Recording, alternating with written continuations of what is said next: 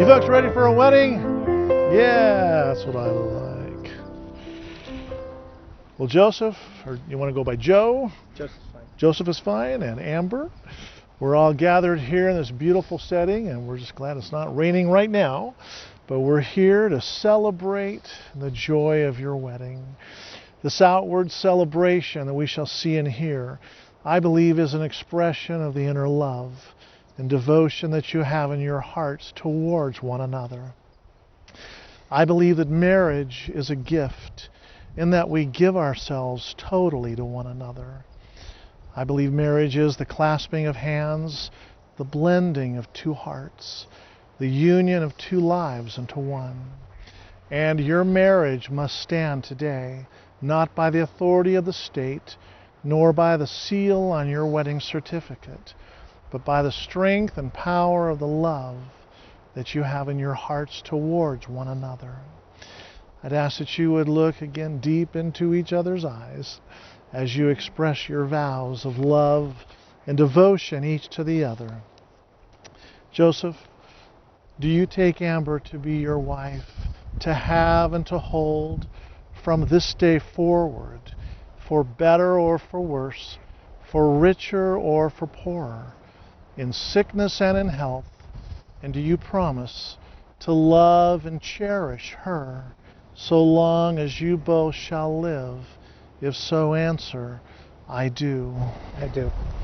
And Amber, do you take Joseph to be your husband, to have and to hold from this day forward, for better or for worse, for richer or for poorer, in sickness and in health?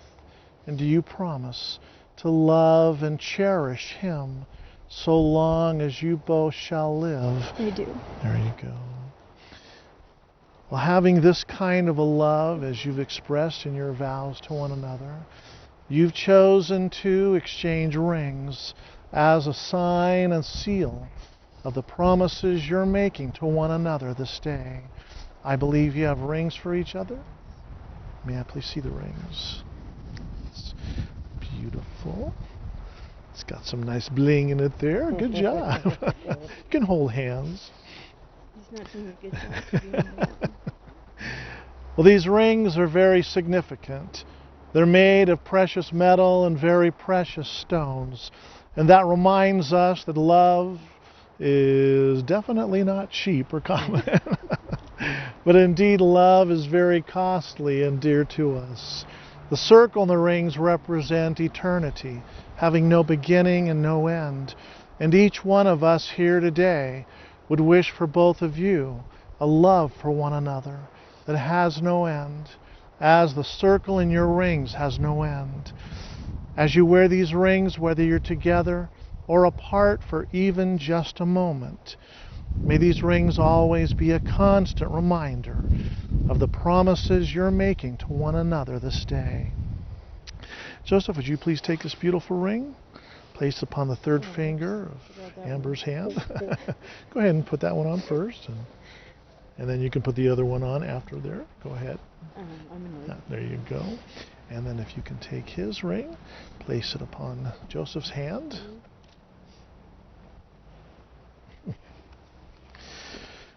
And you can hold hands there. And I'd like to ask a favor of both of you. I'd like you both to think back to that very moment that you first met. It's like a good story, I don't know. Maybe the second time you met, I don't know. And all the time since that moment that you've spent getting to know each other, talking and sharing your hopes and dreams, goals and plans with one another.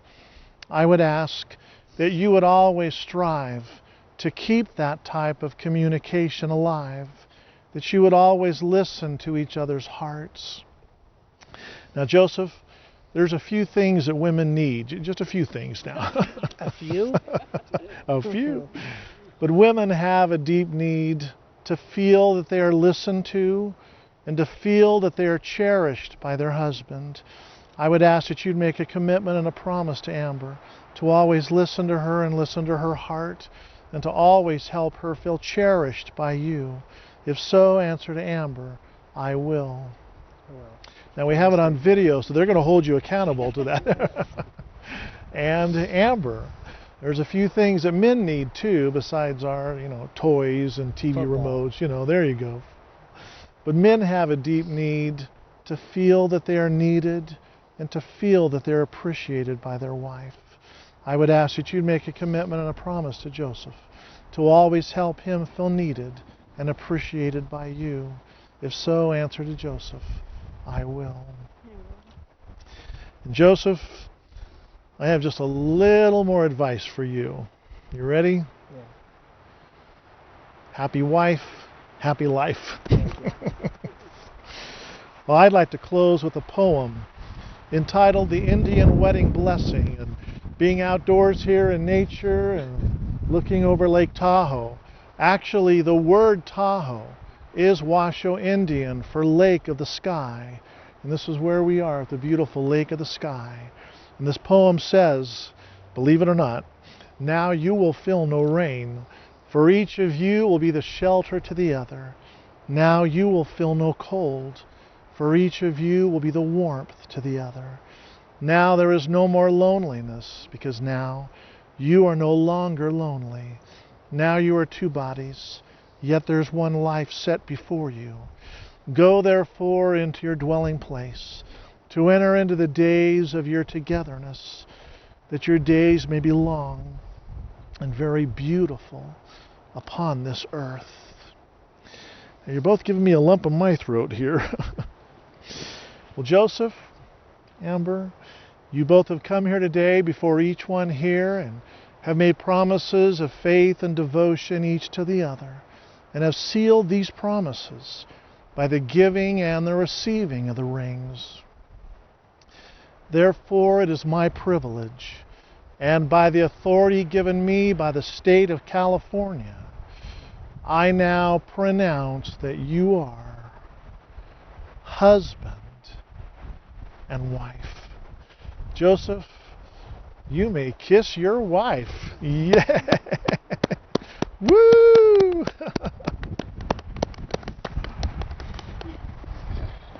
And it's Zagar. You got it. And ladies and gentlemen, it's my great privilege to introduce to you Mr. and Mrs. Joseph Zagar. Yay! Come on in and congratulate them here.